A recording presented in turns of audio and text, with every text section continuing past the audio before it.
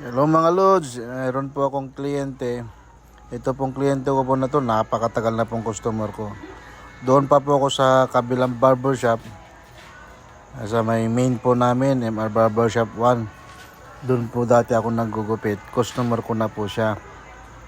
Bale, itong customer na to mga Lods, customer po sa kabilang barbershop na napunta sa akin. And then, nagustuhan niya po yung trabaho ko. So, pabalik-balik na po siya hanggang ngayon customer ko po siya. Ayan, kahit gabing-gabi po inaantay po ako ni Idol kasi sabi niya okay daw sa gupit ko. So binibigay ko naman lahat ng best ko para may magandahan siya sa gupit ko. Ayan mga Lods, quality naman yung gupit niya sa pagkakaalam ko. Sa mga mas magagaling pa po sa akin dyan, shout out po sa inyo. Respeto lang po sa mga videos natin, mga gupit natin. Pare-parehas naman po tayong nagsimula po sa zero.